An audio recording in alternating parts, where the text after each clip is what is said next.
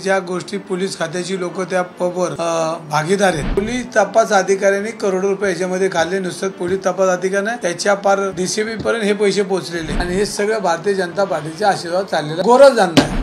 ज्या पद्धतीने पोलीस आयुक्तांनी जाहीर केले त्यावेळेस मी आक्षेप घेतला की त्यांनी जो 1:30 वाजेपर्यंतचा वेळ दिला आणि 1:30 वाजल्यानंतर तो 5-5 पाठपर्यंत चालू आहे।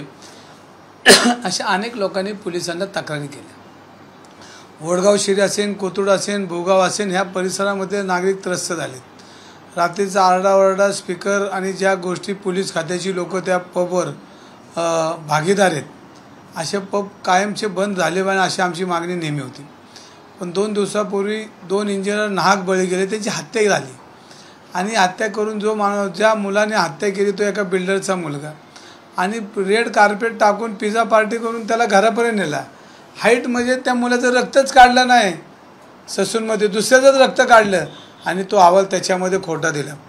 पोलीस तपास अधिकाऱ्यांनी करोडो रुपये याच्यामध्ये खाल्ले। नुसतं पोलीस तपास अधिकाऱ्याने त्याच्या पार डीसीपी पर्यंत हे पैसे पोहोचलेले आणि हे पैसे पोहोचल्यानंतर पोलिसांनी ज्या पद्धतीने तपास यंत्रणा चुकीच्या पद्धतीने केली आणि त्यांना घरी पाठवलं, त्याच्यावर पुणेकर रस्त्यावर आले। आम्ही रस्त्यावर आलो तेव्हा देवेंद्र फडणवीसांच्या लक्षात आलं की पुणे शहरामध्ये याच्यामध्ये लोकांचा राग आहे आणि हे आंगल्या ठेवून आहे म्हणून ते पुण्यात आले।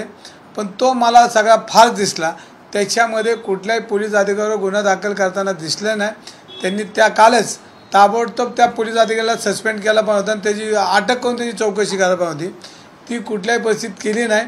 आणि ह्याच्यामध्ये सगळं बिल्डर लॉबी ही भारतीय जनता पार्टीबरोबर काम करते आणि या बिल्डर लॉबीला सपोर्ट करण्यासाठी भारतीय जनता पार्टीची लोक काम करतात आणि आज पुणेकरांना नाहक त्रास दिला आहे।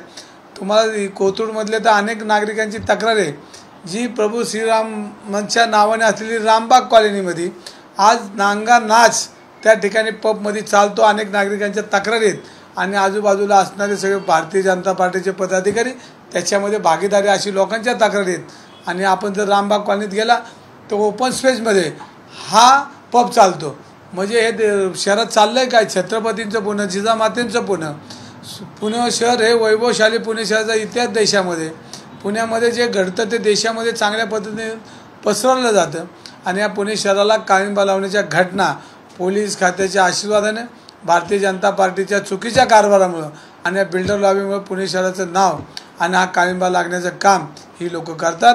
काल देवेंद्र फडणवीसचा फार्स होता, याच्यामध्ये पोलीस अधिकाऱ्यांना आजच्या आज तपास अधिकाऱ्यांसह एसीपी डीसीपीची चौकशी करून ताबडतोब निलंबित करून अटक केली पाहिजे।